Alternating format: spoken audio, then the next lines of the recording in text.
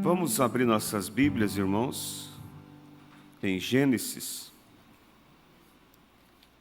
Gênesis quer dizer o princípio, né? Aqui no livro de Gênesis nós temos o princípio de tudo,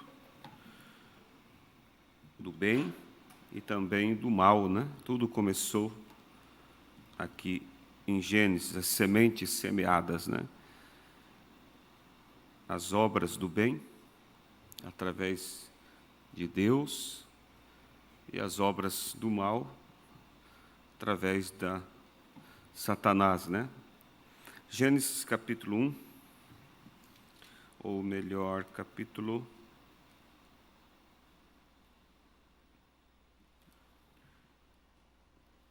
1, versículo 11,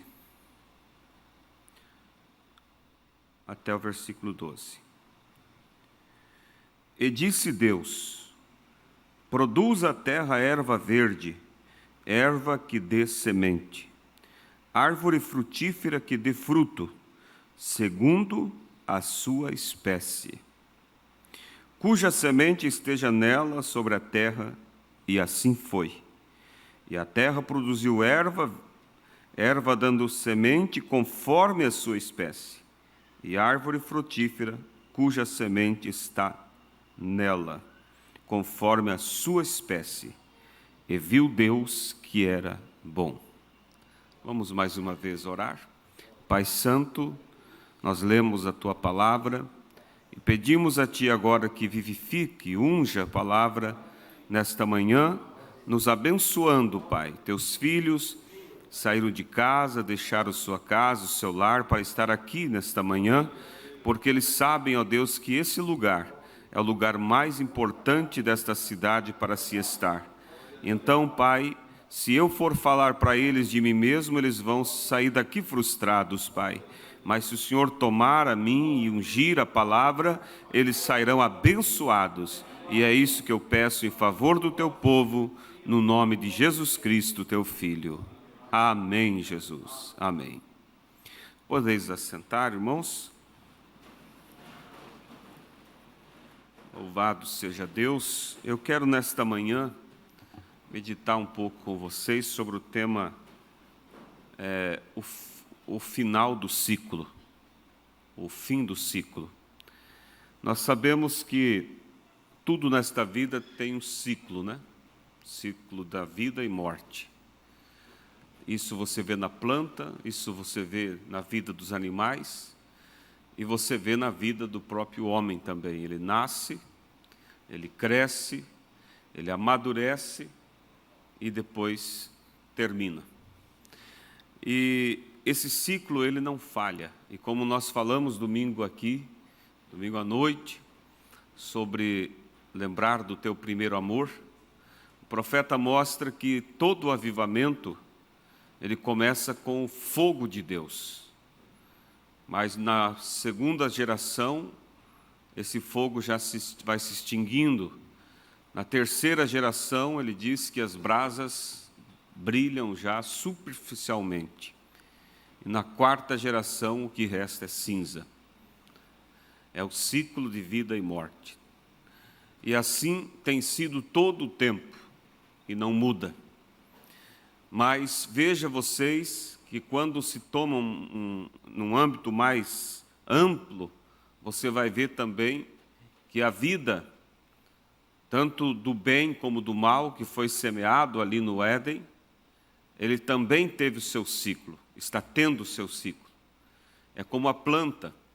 Você que já foi agricultor, mesmo não sendo, você já observou que quando se põe a semente na terra, ela apodrece, ela incha e ela estoura. E de dentro dela solta a vida. E aquela vida é apresentada com aquelas pequenas e tenras folhinhas. Mas conforme a chuva, o sol vai abençoando aquela planta, ela vai crescendo, ela vai soltando o que estava dentro daquela vida, porque ali está o DNA dela, ali está a característica daquela planta, E ela vai crescendo. No caso do milho, né? Ele solta aquelas folhinhas, depois ele cresce, e ali se forma aquela cana do milho, solta o pendão, que é a flor do milho, e depois solta ali a boneca, que vai aos poucos se formando numa espiga, e as sementes vão sendo geradas dentro dela. E, por final, quando a semente chega ao seu amadurecimento, a vida, toda a vida que passou pela cana do milho, pelas folhas, pela flor, pela palha, a palha que recobriu o grão, toda aquela vida se concentra dentro do grão. E o que acontece com o pé de milho? Ele morre. Ele morre. Mas para o agricultor é o melhor momento da sua roça. Olhando, você passa ali, é o momento mais feio da roça. Aquele milho está todo quebrado, todo caído, seco, parece sem vida nenhuma. Mas o agricultor está alegre porque ele sabe que o ciclo se fechou e a vida voltou outra vez a ser apresentada através da semente original, exatamente a mesma semente que foi plantada, agora ele pode tocar nela outra vez e pode tê-la em sua mão. E o que acontece com toda aquele, vamos dizer, aquele percurso por onde passou, aquele sistema que levou a se formar o grão, o caule, as folhas, a flor, a palha, tudo aquilo morre e antigamente, né, se amontoava e era queimado a palha. Hoje em dia passa a ceifa e moe tudo aquilo, joga e apodrece na terra para virar adubo. Assim então se fecha o ciclo. Se fecha o ciclo. E você sabe que na questão do agricultor, ele semeia outra vez a semente e volta todo o ciclo de novo. Mas nós não teremos um segundo mundo para viver. Esse mundo será posto abaixo. E os céus e a terra passarão. Então não tem um outro ciclo para plantar a semente e voltar tudo de novo. O que vai acontecer, quando a semente estiver madura, elas serão colhidas. E a semente do bem, ela será levada ao celeiro, que é a presença de Deus, e a do mal, a Bíblia diz que será colhido, amarrado em feixes e queimado. Só que essa parte de amarrar em feixes, ela vem antes da colheita. Lembra quando Jesus fala da parábola do homem que semeou a boa semente? E à noite veio o seu inimigo e semeou uma má semente no meio. E depois, quando o sol veio, a chuva molhou, regou, as duas sementes brotaram. E no início era tudo igual, não se via diferença. É assim que acontece também, às vezes no começo não se vê diferença entre o bem e o mal, mas deixa que suas características vão sendo expostas e logo se vê qual é a vida que está ali dentro. Por isso você em tudo tem que dar tempo ao tempo, não se apressar, deixa o tempo falar. E a vida vai ser demonstrado que realmente para que veio aquilo, para que surgiu. Então, Jesus disse que quando cresceu e os servos daquele homem o viram, eles perceberam que havia o joio semeado junto com o trigo. E eles chegaram até o seu senhor e contaram e disseram: quer que nós vamos ali e arrancamos aquele joio? E o Senhor disse assim: não faça isso, para que não aconteça que ao arrancar o joio, vocês acabem prejudicando a raiz do trigo. Então veja que tudo tem o seu tempo para acontecer. E às vezes tem pessoas que querem uma igreja perfeita, que não haja entre nós ninguém que dê um mau testemunho. E tem aqueles que são a favor de simplesmente excluir, tirar. Uma vez alguém me disse: o pastor tem que tirar essas pessoas da igreja, tem que tirar. Eu disse: irmão, nem mesmo a igreja de Jesus Cristo, mesmo Jesus sendo o próprio Deus e vendo que havia entre eles alguém que não era genuíno, ele não tirou, ele deixou. Que compete ao pastor a ensinar a verdade, é alimentar com a palavra, e a boa semente vai receber. Agora, a má semente, infelizmente, ela vai mostrar também a sua característica. E é o final, não é eu, não é você que vai julgar quem é a boa e quem é a mal. Porque Paulo disse que para ti o teu irmão pode estar caído, mas para Deus ele está de pé. Às vezes você olha e diz: aquele é uma semente errada, olha as suas atitudes. Nós vemos a aparência, mas Deus vê o coração. E às vezes no coração está clamando, e Deus vai agir em favor daquela pessoa no momento certo.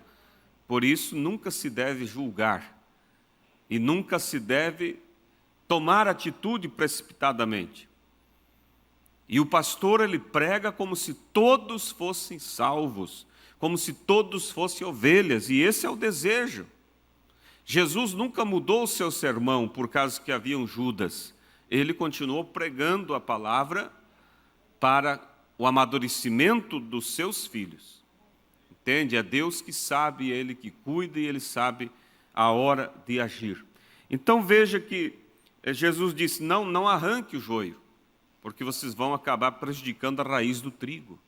Às vezes está entrelaçada, aquela pessoa que tem uma atitude de joio, mas ela está sua raiz entrelaçada com alguém familiar da igreja. Então devemos ter esse cuidado. Por isso que o pastor sempre diz que a ovelha não deve interferir no trabalho do ministério, porque é algo que precisa da direção de Deus, e é alguém que está naquela altura do ministério que vai ter a visão para agir.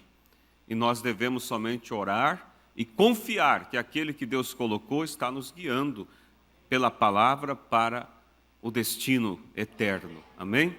Então, Jesus disse: deixa que cresça junto. Mas quando chegar o final e as sementes amadurecerem, vocês vão lá, colham o joio, amarrem feixes, joga para ser queimado. Mas o trigo vocês recolham para o celeiro. E o profeta diz isso claramente, mostra que esse joio, sendo amarrado em feixes para ser jogado ao fogo, o qual é amarrado em feixes antes da colheita do trigo, ele disse, é o sistema ecumênico, que vai unir as religiões, a velha mãe, e será amarrado em feixe para o fogo. E você olha e diz: quando isso vai se cumprir? Está se cumprindo diante de nossos olhos. Você vê o sistema ecumênico, como diz o ditado, em alto vapor. A coisa está mais adiantada do que se pensam. Os leigos estão brigando, mas os líderes estão já unidos, todos para o sistema mundial que haverá de vir e implantar aquela única moeda, aquele sistema, como o profeta diz, que será a besta, é uma união religiosa, política e monetária. E isso tudo, irmãos, está se encaminhando para suceder. E o que precisamos nós para escapar desse laço? Uma coisa só: ter o Espírito Santo. Porque o Espírito Santo nos dirigirá. O Espírito Santo não deixará nós ter compromisso com o sistema que não seja o sistema de Deus. Mas dentro do tema que nós vamos tratar esta manhã, e como eu disse, que demos alguma pincelada no domingo domingo à tarde aqui, vamos falar um pouco sobre esse ciclo, o final do ciclo. Já estamos no fim, aonde o ciclo se fecha tanto para a semente do bem, quanto para a semente do mal. E o profeta diz que Gênesis é o livro semente. É o livro semente. Tudo que existe hoje foi semeado em Gênesis. Tanto o bem quanto o mal.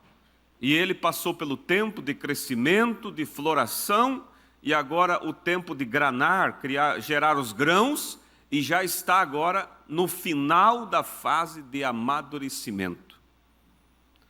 Por isso que, como citamos aqui, a Bíblia diz que o sujo se tornará mais sujo e o limpo mais limpo ainda. É o tempo de definição. Você não vê aí a campanha da mídia para essas pessoas que têm dado espaço para esse espírito sodomita do homossexualismo. Você não vê que alguém diz, mas isso sempre houve. Houve reservadamente, mas agora a campanha é saia do armário. Quer dizer, apresente o que você é, porque é tempo de amadurecer. É o tempo da semente mostrar realmente a sua natureza. E às vezes nós vemos isso acontecendo, não percebemos que é a semente agora, porque antes, quando está em processo, às vezes não tem como definir uma da outra, são muito parecidas. Precisa pôr ali, estudar, pôr uma lupa para você ver. Mas deixe chegar o período do amadurecimento e você saberá que semente é que está em cada vida. E eu trouxe aqui, irmãos, eu li um pedaço aqui no domingo à noite, saltando assim algumas partes, mas hoje eu quero ler toda a carta que Deus disse para o seu profeta escrever para a igreja. Está na Era de Pérgamo, página 146 do livro, 147 em diante. No final da página 146, ele diz assim, uma noite, enquanto eu estava buscando ao Senhor, o Espírito Santo me falou para apanhar a minha caneta e escrever. Enquanto eu apanhava a caneta para escrever, seu Espírito deu-me uma mensagem para a igreja.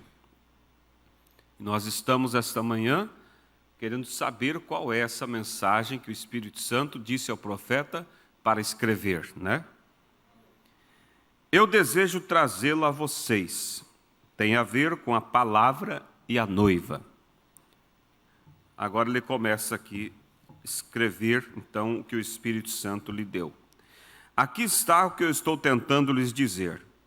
A lei de reprodução é que cada espécie produza segundo a sua própria espécie.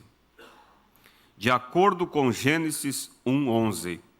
E disse Deus, produza a terra erva verde, erva que dê semente, árvore frutífera que dê fruto, segundo a sua espécie, cuja semente esteja nela, sobre a terra. E assim foi. Qualquer que fosse a vida que estivesse na semente, sai na planta e depois disso no fruto. A mesmíssima lei se aplica à igreja hoje. Qualquer que seja a semente que deu início à terra, à igreja, sairá e será como a semente original, porque é a mesma semente. Então você vê, irmãos, o privilégio que nós temos de ter, na questão da nossa fé, a mesma semente da igreja original. É o mesmo batismo, a mesma ceia, a mesma doutrina, os mesmos princípios. Porque esta foi a semente que Cristo plantou no Pentecoste. Com o passar do tempo, ela esteve desaparecida, porque o colono, ele só vê a semente duas vezes. Ele vê no momento do plantio e depois só no momento da colheita. Durante todo esse espaço entre o plantio e a colheita, ele vai ver o sistema por onde a semente passa para chegar a ser a semente original. E você olha pelas eras passadas e você vai ver que houve um sistema por onde essa semente passou.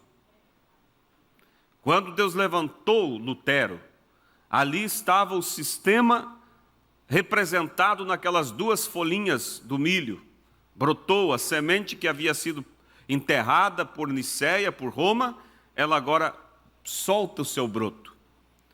Toda a vida que estava dentro da semente agora é demonstrada naquelas folhas. O agricultor pode sair pela manhã, enquanto o orvalho está sobre as folhas do milho, e o sol batendo e brilhando, e ele olha e diz: como minha roça está bonita. Mas ele não vai colher folhas para levar para o celeiro. Quando Deus começou a restauração através de Lutero, podia-se olhar e dizer como está maravilhoso o trabalho de Deus. Mas Deus não podia arrebatar a igreja naqueles dias, porque ainda não era a semente.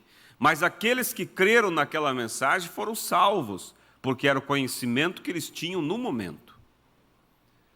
Aí passou o tempo, levanta-se John Wesley, ali na Inglaterra, com a mensagem de santificação. Lutero pregou justificação pela fé, e Wesley vem e traz santificação, dizendo: sem a qual ninguém verá Deus. E ali a semente que estava manifestada nos dias de Lutero, na forma daquelas folhinhas, agora ela solta o pendão. É um momento muito bonito da roça, mas não tem nada para colher ainda. O que tem ali é folhas, caule e flor. O agricultor pode dizer que a roça dele está maravilhosa, meu milho está lindo, mas não há como colher folhas, caule nem flores. Passou o tempo, Wesley morreu. Mais tarde, no início do século passado, Deus levanta os pentecostais. Eles olharam aqueles homens inspirados por Deus e disseram: Lutero estava certo que o justo vive da fé, que a nossa salvação está em Cristo e não no sistema, não nos ídolos, não nas penitências. Wesley também teve direção de Deus em dizer que além de nós confiar na justificação pela fé, precisamos mostrar as obras da santificação, se afastando do mundo. Mas eles disseram: tem uma coisa, Deus tem para nós presentes. Para nós usufruir dos presentes de Deus, que são os dons. Podemos orar pelos enfermos, eles podem ser curados, podemos falar em línguas, podemos expulsar demônios. Eles tiveram acesso aos dons. Ali então, você vai ver que a fé dos pentecostais, irmãos, já estava parecida com a fé original, mas ainda não era original, porque ainda continuavam batizando no batismo trino, ainda continuavam crendo em 3 pessoas, as mulheres continuavam nos púlpitos pregando, a ceia não era correta, não havia o lava-pés, mas eles já estavam bem próximo do original, porque eles tinham a fé no sangue de Cristo, que foi restaurado por Lutero, a santificação, vivendo as obras através de John Wesley, e agora os dons de Deus através dos pentecostais. Mas Deus não podia arrebatar a igreja, assim como o colono não pode colher a sua roça quando ele vê a espiga sendo formada, porque aquela espiga, ela vai ter o formato do grão, especialmente no caso do trigo. Você olha a casquinha do trigo, ela tem as mesmas voltas do grão, mas ela está ali para proteger o grão, ela não é o grão. Os pentecostais surgiram para dar proteção à semente que estava vindo, mas eles não eram a semente original ainda. Só que nos dias deles, eles eram salvos porque era a luz que eles tinham. E agora Deus envia, depois dos pentecostais, uma mensagem através do mensageiro de Malaquias 4, restaurando tudo o que faltava, unindo, disse o profeta, os cabos soltos que foram deixados por Lutero, pelo Wesley, pelos pentecostais. Ficou muita coisa ainda desconectada, e vem um mensageiro para unir todos esses cabos e restaurar toda a palavra, não quase toda, mas toda a palavra. E através desta mensagem, então, volta para a igreja o que faltava voltar. E hoje a fé de um crente desta mensagem, que realmente vive a mensagem, é exatamente igual à fé da igreja original. Não há diferença. Se você fosse trasladado através do tempo, se fosse possível, e você chegasse nos dias de Paulo, nos dias de João, você teria uma coerência, a sua fé com a fé deles. Você poderia muito bem ser membro da igreja de Paulo, de João, poderia muito bem tomar da ceia ali, porque é a mesma fé, a mesmíssima fé. Amém? Então o grão se formou através da mensagem que veio pelo mensageiro de Malaquias 4, trazendo a totalidade. Mas o que acontece quando o grão se forma na sua totalidade, irmãos? Começa a amarelar as folhas, e elas vão secando, o caule vai secando, vai enxugando, e toda a vida que está ali vai se concentrando tudo dentro do grão. E aí, como eu disse, é o período mais feio da roça. Não tem cheiro bom, não tem aquela beleza do verde, está tudo, parece morto, tudo acabado, tudo sombrio. Mas ali, irmãos, é o melhor momento, porque a semente está escondida, ela não é vista. Quem passa pela roça não vê a semente, vê o sistema por onde a semente passou morta. Mas o agricultor sabe, a semente está ali. E a ceifa colheitadeira vem e começa a esmiuçar tudo, e o grão aparece. Exatamente, irmãos, é como hoje. Você olha os chamados evangélicos, chamados cristãos, é uma vergonha. Nunca houve um tempo tão feio, como disse o pastor outro dia aqui, até mesmo blocos de carnaval evangélico, coisa que nunca se imaginava. Ontem eu estava no roteiro e o irmão contando que ele levou a família à praia, ao mar, e ali estava a irmã de saia, tomando banho, brincando. E vinha uma senhora lá, daquele jeito, como vocês sabem, mal vestida, correndo na praia. Quando ela viu a irmã de saia assim, ela parou, e o irmão estava saindo da água, de calça, camiseta, estava brincando. E ela para assim e diz: ei, por que você não deixa sua esposa usar um maiô? Ela é linda. Daí ele olhou e disse: é que nós somos cristãos. Ela olhou: eu também sou cristã, e saiu correndo e seguiu. Você olha e diz: que situação, mas é a situação do mundo chamado evangélico. A vida saiu deles, não tem mais. Um dia houve vida lá, e eles ficam recordando você. E você já percebeu? Quem percebeu aqui, levante a mão quando falar. Você já percebeu, irmãos, que nos próprios hinos deles, eles demonstram que ali não há mais vida? Quase todo cantor, quando ele chega, ele tem que ter o seu hino da igrejinha velha. Tem várias, como é que diz, várias, me fugiu a palavra, né? Desse hino, da igrejinha velha. Chorando porque a igrejinha velha, que se foi. Por quê? Porque, na verdade, eles vivem uma história que passou. Vive uma história que passou. E não percebem que aquela vida daquela igrejinha velha que eles viveram, hoje ela está vivendo na igreja real. A vida é a mesma. É o mesmo Espírito Santo. Só que ele veio seguindo, agregando mais luz. E aqueles que seguiram a luz, seguiram vivos. E aqueles que pararam e se fecharam dentro da velha luz, morreram. Entende? Mas a roça está feia, como eu disse. Lá, a chamada cristã, quase nua, correndo na praia. E assim por diante. Está feio. Está feio. Você olha, é horrível. Mas irmãos, o momento melhor que estamos vivendo para a noiva, porque é o momento do amadurecimento. E o mundo não, quando olha, seja o muçulmano que não é cristão, você diz, fala de Cristo, eles olham para o cristianismo para cá, eles não vê semente. Eles veem essa roça feia, tudo morrendo, enganando, causando tanto mal para as pessoas, os países chamados cristãos e assim por diante, mas escondido nessas palhas, há uma semente que amadurou. Amém? E elas estão sendo manifestadas pela palavra de Deus. Aleluias!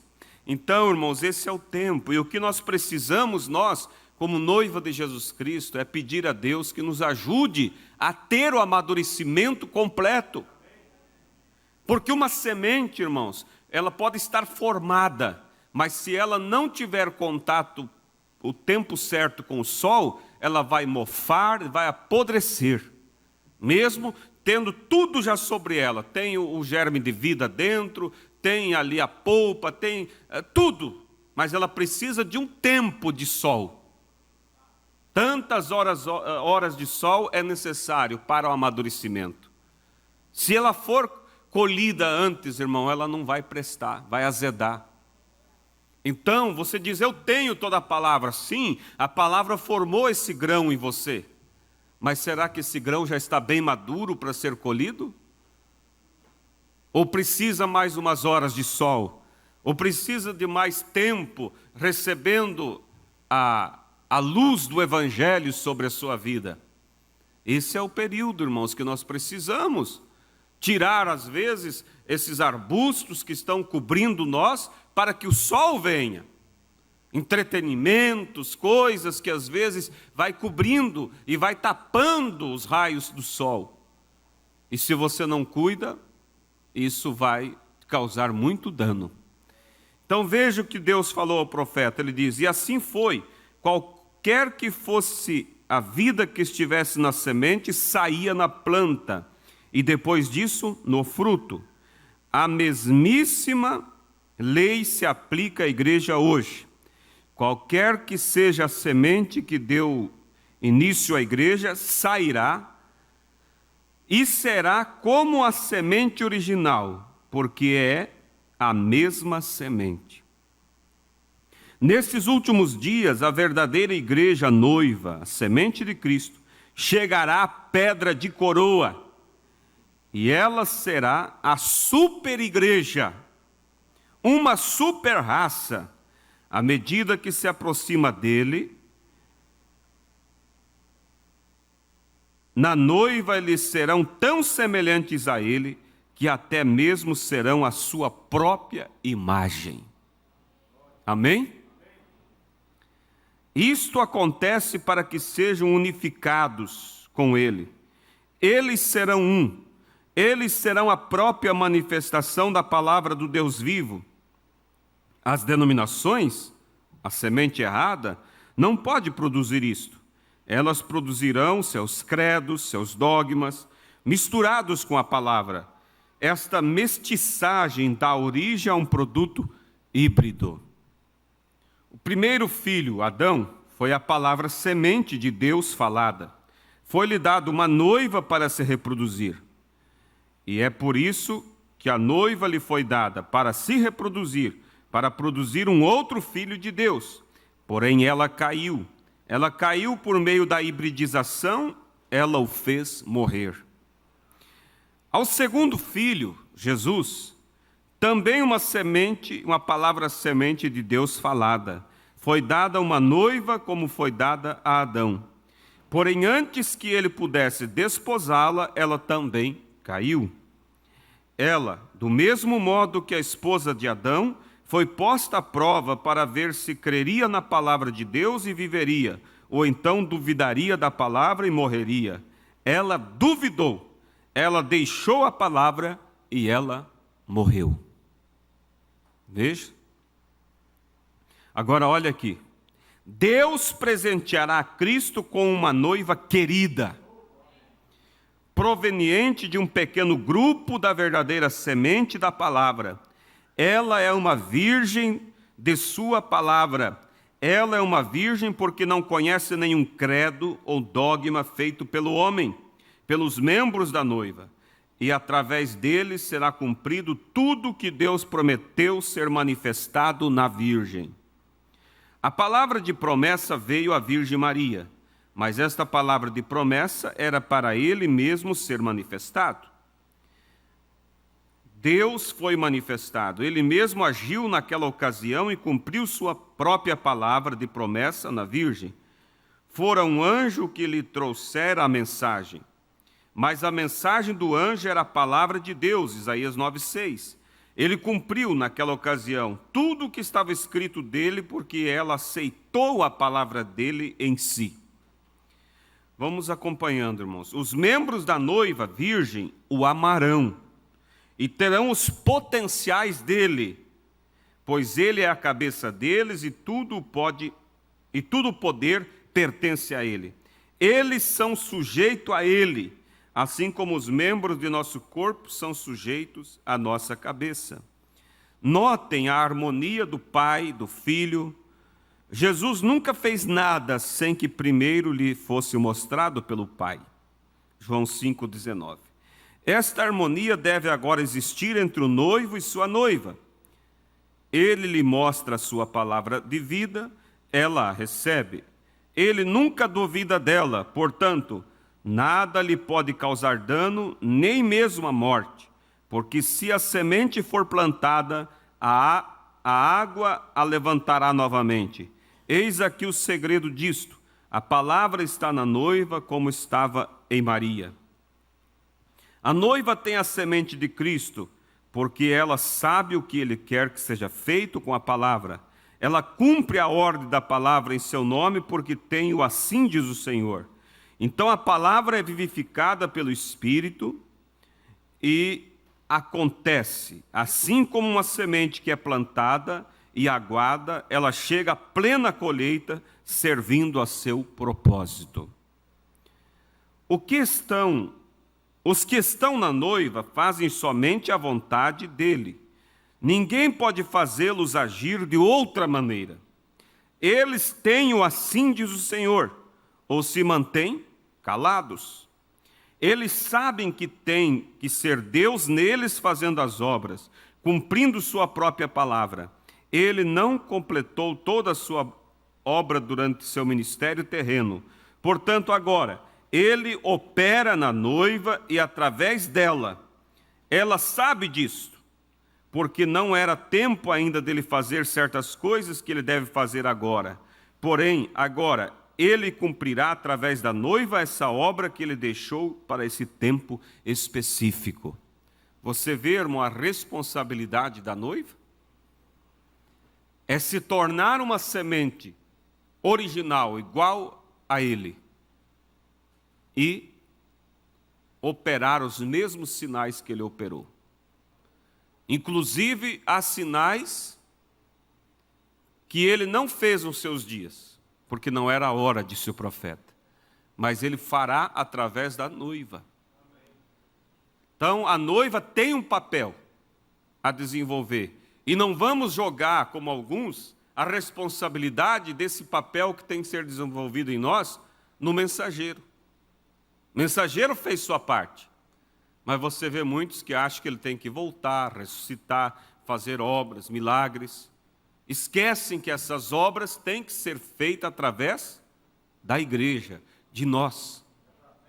Porque, como disse o profeta, ele presenteará o seu filho com uma noiva palavra, a qual será uma super raça. Aleluias! Agora vamos permanecer firme como Josué e Calebe. Nossa terra prometida está se tornando visível, assim como a deles. Agora Josué significa Jeová Salvador. E ele representa o líder do tempo do fim que virá para a igreja, assim como Paulo veio no papel de líder original. Calebe representa aqueles que permaneceram fiéis com Josué. Lembrem-se, Deus iniciará Israel, ou Deus iniciará Israel. Estou pulando aqui, né? Paulo veio no papel de líder original. Calebe representa aqueles que permaneceram fiéis com Josué. Lembre-se, Deus iniciará Israel como uma virgem com sua palavra, mas eles quiseram algo diferente. Assim fez a igreja do último dia. Notem como Deus não moveu Israel, os deixou entrar na terra prometida até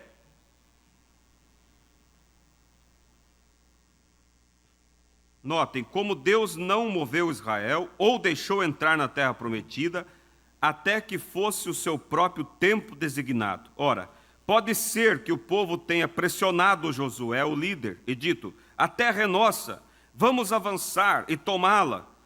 Josué, você está totalmente acabado, você deve ter perdido sua comissão, você não tem poder que costumava ter. Você costumava ouvir de Deus e conhecer a vontade de Deus e agir rapidamente. Agora, algo está errado com você. Porém, Josué era um profeta enviado de Deus e conhecia as promessas de Deus. Portanto, ele esperou por elas. Ele esperou por uma decisão bem clara de Deus. E quando chegou o tempo de se moverem, Deus colocou a plena liderança nas mãos de Josué, porque ele permanecera com a palavra. Deus podia confiar em Josué, mas não nos outros. Assim se repetirá nesse dia final o mesmo problema, as mesmas pressões. Vocês estão captando, irmãos? Há um ministério para a noiva exercer, mas veja que há aqueles que pressionam, querem fazer isso de uma forma natural, querem adiantar o plano. É como Sara, né? Esperou por um tempo, o filho não veio, quis adiantar o plano, oferecendo Agar para que a promessa se cumprisse através dela. Acabou trazendo o quê? Um Ismael. E hoje, dentro do próprio povo chamado mensagem, muitos veem que a igreja tem que tomar um papel específico e eles querem pressionar que a coisa aconteça. E, em consequência, vão criando ismos, todo tipo de interpretação, e aí chega para o povo e diz: veja, agora vocês são super raça, vibra. Mas o que adianta se não tem na vida a demonstração que a Bíblia diz que tem que ter? Vocês entendem, irmãos? Então o profeta diz: não adianta pressionar, no tempo certo. Josué não cedeu à pressão. Ele se moveu para a terra quando Deus disse: marche. A verdadeira noiva se moverá sobre o assim diz o Senhor. A unção virá sobre nós. Ninguém vai forçar você a falar o poder da palavra falada ou dizer que tem. Isso haverá de se manifestar naturalmente no tempo certo. Mas para que isso aconteça, devemos estar conectados com Deus, como eu disse, sendo amadurecido pela luz do Evangelho, para que no tempo determinado isso possa manifestar através de mim e de você. Por isso nós cuidamos da nossa fé, para não se misturar com coisas erradas, não se comprometer com aquilo que não é bom, né? Vamos mais aqui um pouco. Tome o exemplo que vemos em Moisés. Este profeta de Deus, poderosamente ungido, teve um nascimento peculiar. Havendo nascido no tempo certo para libertar do Egito a descendência de Abraão, ele de modo nenhum ficou no Egito para discutir as Escrituras com eles, nem perturbar os sacerdotes. Ele foi para o deserto até que o povo estivesse pronto para recebê-lo. Deus chamou Moisés ao deserto. A espera não foi da parte de Moisés, mas por causa do povo que não estava pronto para recebê-lo. Moisés pensou que o povo compreenderia, mas eles não compreenderam. Então, aí está Elias, a quem veio a palavra do Senhor quando ele terminou de pregar a verdade, e aquele grupo ali no passado, que é o precursor do grupo da Jezabel americana, não recebia a palavra. Deus o afastou do campo e flagelou aquela geração por ter rejeitado o profeta e a mensagem que Deus dera. Deus o chamou ao deserto e ele não saiu nem mesmo para o rei. Aqueles que tentaram persuadi-lo a fazer assim morreram. Porém, Deus falou a seu fiel profeta por visão, ele saiu do esconderijo e trouxe de volta a palavra a Israel. Então veio João Batista, o fiel precursor de Cristo, o poderoso profeta para o seu dia. Ele não foi à escola de seu pai, nem à escola dos fariseus. Ele não foi a nenhuma denominação, porém saiu ao deserto, chamado ali por Deus. Lá ele permaneceu até que o Senhor o enviou com a mensagem chamando: o Messias está próximo. Agora vamos tomar uma advertência escriturística aqui. Não foi nos dias de Moisés, a quem Deus tinha vindicado, que se levantou Coré e resistiu a esse poderoso profeta? Ele disputou com Moisés e alegou que tinha o mesmo de Deus para guiar o povo, e que outros participavam da revelação divina, tanto quanto Moisés. Ele negou a autoridade de Moisés. Ora, as pessoas lá no passado, depois de ouvirem a verdadeira palavra e estarem bem familiarizados com o fato de que um verdadeiro profeta fora vindicado por Deus, estas pessoas se deixaram seduzir por Coré e suas contradições. Coré não era um profeta escriturístico, porém as pessoas, em grandes números com seus líderes, foram atraídos por ele, quando, semelhantemente aos evangelistas de hoje, com seus planos de bezerros de ouro, como os de Coré, eles parecem bons ao povo, assim como Coré parecia bom então. Eles têm sangue em suas frontes, óleo em suas mãos e bolas de fogo na plataforma. Eles permitem que mulheres sejam pregadoras, deixam as mulheres cortar seus cabelos, usar calça comprida e shorts, e se desviam da palavra de Deus por causa de seus próprios credos e dogmas. Isso mostra que espécie de semente está neles. Porém, nem todas as pessoas viraram-se contra Moisés e deixaram a palavra de Deus. Não. Os eleitos permaneceram com ele. O mesmo está acontecendo hoje novamente. Muitos estão deixando a palavra, porém alguns permanecem com ela. Mas recordem da parábola do trigo e do joio. O joio tem que ser atado para ser queimado. Essas igrejas apóstatas estão se ligando juntamente, cada vez mais próximas uma das outras, prontas para o fogo do juízo de Deus. Porém, o trigo vai ser recolhido ao mestre. Amém? Agora eu quero que vocês sejam bem cuidadosos aqui. Vejam isto. Deus prometeu que no tempo do fim, Malaquias 4 se cumprirá. Tem que se cumprir, porque é a palavra de Deus falada pelo profeta Malaquias, vivificada pelo Espírito. Jesus referiu-se a isto. Ocorre um pouco antes de Cristo vir a segunda vez. Por volta do tempo em que Jesus vem, toda a Escritura tem que se cumprir. A dispensação gentia estará em sua última era da igreja. Quando esse mensageiro de Malaquias 4 vier, ele estará certo com a palavra. Ele tomará toda a Bíblia, desde Gênesis até Apocalipse. Ele começará com a semente da serpente e prosseguirá até o mensageiro da chuva serôdia. Porém, ele será rejeitado pelas denominações. E aí o profeta segue falando aqui, irmãos. Vou ler mais uma partezinha aqui da página 151. Como se pode distinguir os espíritos? Simplesmente deem-lhes o teste da palavra. Se eles não falam essa palavra, eles são do maligno, assim como o maligno enganou as duas primeiras noivas. Ele tentará enganar a noiva desse último dia, procurando fazê-la se hibridizar através de credos ou simplesmente desviando-se da palavra para qualquer sinal que a satisfaça. Mas Deus nunca colocou os sinais à frente da palavra. Os sinais seguem a palavra, como quando Elias disse à mulher para cozer um bolo para ele primeiro, de acordo com a palavra do Senhor. Quando ela fez conforme a palavra dissera, o sinal apropriado veio. Venham para a palavra primeiro e depois observe o milagre. A palavra semente é energizada pelo Espírito. Amém? Então aqui, irmãos, o profeta está mostrando o plano de Deus, que a primeira Eva caiu, a segunda caiu também em Niceia, o diabo enganou, mas esta última noiva agora não vai cair.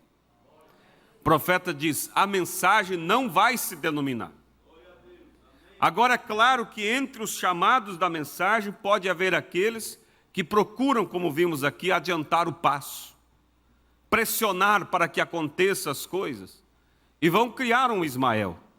Mas aqueles que se mantiverem humildes, conectados com Deus, sendo alimentados pela palavra, eles chegarão, irmãos, a esse ponto de serem a expressão do próprio Cristo, cumprindo através deles as obras de Jesus, que ele disse: vós fareis maiores, ou seja, vós fareis mais do que eu fiz. É para isso que estamos caminhando, irmãos. E como eu disse, o final do ciclo, o ciclo da semente do mal, começou lá no Éden, e ela veio transcorrendo por todas as eras e agora chega ao seu final. Você vê que a era do sexo, do pecado, do adultério, da traição, a era da hibridização, tudo agora nesse fim.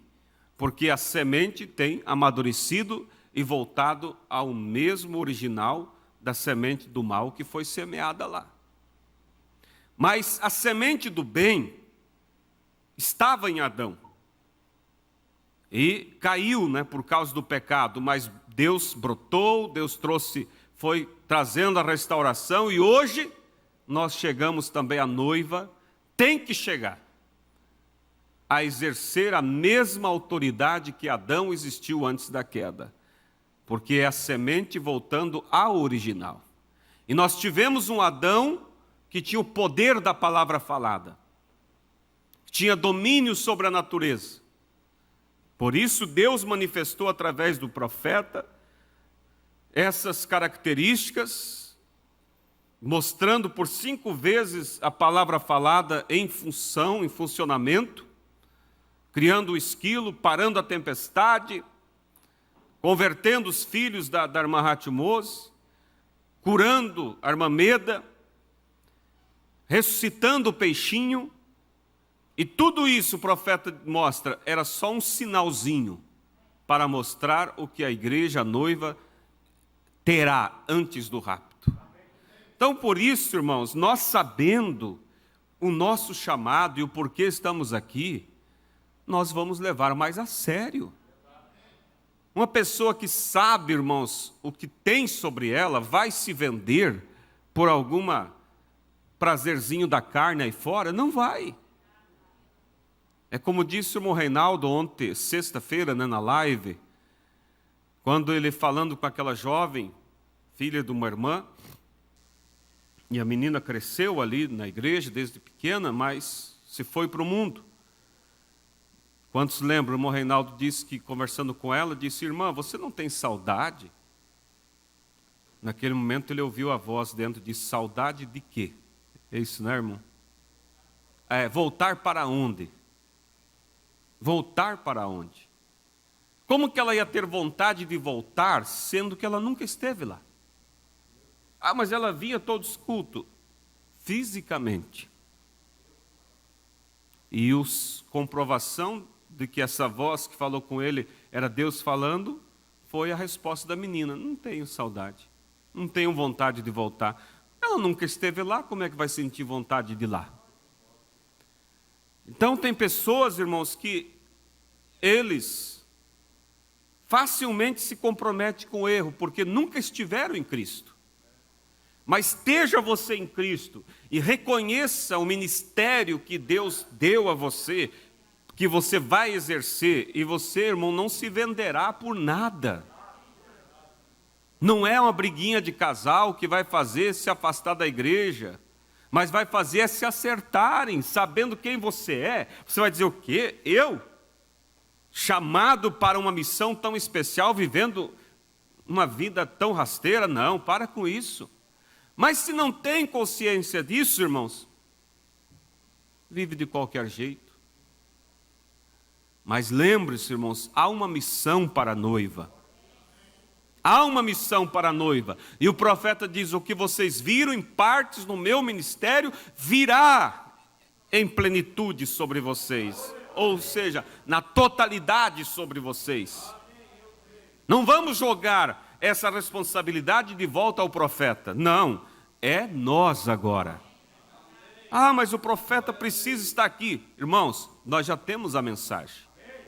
E o profeta diz que a mensagem e o mensageiro são um. Amém? Agora isso tem que se cumprir em nossa vida. Mas como disse o pastor Febrônio certa vez, como vamos colher se não plantamos? Se nós não temos consciência dessa missão, como vamos nos preparar para ela? Vocês estão entendendo, irmãos? Então o ciclo está se fechando. Veja, o ciclo da semente do mal, voltando a ser exatamente. Nunca houve um tempo de tanta traição como agora. De adultério, pecado e sodomismo. Mas o ciclo também da semente do bem está se fechando. Aonde a noiva volta à mesma posição da semente original e à mesma posição do Adão antes da queda. E nós exerceremos sim o poder da palavra falada. Agora não precisa você preocupar como saberá usar isso. Será Ele usando através de nós, disse o profeta. O profeta diz, eles viverão uma vida tão íntima com Deus, ao ponto que somente abrirão a boca e Deus falará. É isso. E veja como que a semente do mal, ela procura, irmãos, ela procura copiar a semente do bem, personificar. Nós chegaremos a expressar a Cristo de tal forma que nós abriremos a boca e será Deus falando através de nós. Veja que a semente do mal chegará também a expressar o diabo de tal forma que a besta será o próprio diabo encarnado nela, falando e fazendo fogo descer do céu. Você está vendo? O lado do mal tentando copiar. Mas eles não vão conseguir fazer igual. Por quê? Porque há uma vida dentro de nós que vai fazer. O profeta diz que a primeira puxada e a segunda puxada no ministério dele, que vocês entendem, a puxada significa as fases, né? A primeira fase foi quando ele pegava na mão das pessoas e aquelas bolinhas surgiam na mão dele e pelo tipo de desenho que formava ali, ele tinha então o discernimento para saber a doença que a pessoa tinha. Depois veio o segundo sinal, a segunda puxada, foi o conhecimento dos pensamentos das pessoas. Esses dois sinais, o sistema denominacional copiou. Fabricou, personificar para enganar o povo. Mas o profeta diz a terceira puxada, ninguém poderá personificar. Porque ela será o que? Algo de intimidade entre a igreja e Deus. Será o próprio Deus fazendo isso. Então, irmãos, encerrando esta manhã, é tempo do ciclo se fechar. É tempo das sementes a madurar. Seja você essa semente original bem madura. Não seja você uma semente verde, que vai mofando por falta do sol, por estar debaixo da sombra de tanto entretenimento, tanta coisa, ou tantas ideias próprias. Porque a doutrina da palavra, da mensagem, pode gerar vamos dizer, essa massa que forma a semente. Mas precisa vida na semente. E a vida é o sol que vai dar. Amém? Então é hora, irmãos. Nós estamos caminhando para esse fim. Olha os sinais, o mundo se preparando para o grande Armagedon. Esse velho mundo tem que morrer para que o novo mundo surja. Tudo está caminhando, as profecias estão se cumprindo. Falta o quê? Deus, em 1933, mostra as 7 visões ao profeta, falando de 7 eventos que haveriam de acontecer antes da vinda. E você vê, dos 7, 6 já se cumpriu. Falta o último. Ainda falta, então podemos ter um tempo de folga. Irmãos, nós podemos estar aqui no culto e a Rússia apertar o botão vermelho lá e acontecer a 7ª visão. E o rapto pode acontecer. Nós não sabemos, por isso vamos viver preparado. Porque a última visão, o profeta dizia, eu ouvi uma explosão e olhei para trás e vi a América em fumaças e crateras. E ele ouviu a voz que disse, observe o reino norte. E a Rússia tem uma bomba lá chamada Satã 2, não é? Que eles disseram, essa aqui é para vocês, para os Estados Unidos, está lá. Nem se esconde mais o que eles querem fazer. E nós já sabíamos antes de todos saberem, porque o profeta tinha dito. Quando ele fala da visão, a 6ª visão, né, que ele disse, eu vi uma grande mulher se levantar nos Estados Unidos. E vi a nação americana se prostrando diante dela. E ele disse, eu não sei dizer a vocês se essa mulher é a Igreja Católica, ou se é uma mulher literalmente, que será uma vice-presidente ou presidente. Ele disse, mas se isso não se cumprir, pode me chamar de falso. E aí ele disse, ela estava vestida de púrpura real. Vocês viram a roupa da vice-presidente na sua posse? Púrpura real. Tudo acontecendo exatamente o que estamos esperando. Como pode alguém ainda continuar alimentando mágoas, ressentimentos, assistindo séries ainda na Netflix, de tantas bobagens e coisas pecaminosas? Irmãos, não é hora para isso, é hora de amadurecimento, porque logo nós vamos exercer o nosso papel para cumprir as obras que Cristo disse que a noiva faria antes do rapto. E esse mover será tão rápido, irmãos, não será por um grande tempo, será algo para um escape para a noiva, e subiremos. Por isso, irmãos, vamos ser cautelosos, porque a hora se aproxima. Vamos nos colocar de pé, vamos inclinar nossas frontes. Precioso Deus, o que falta para acontecer, meu Deus? Tudo está se cumprindo. Os sinais estão aí, Pai. As profecias têm se cumprido.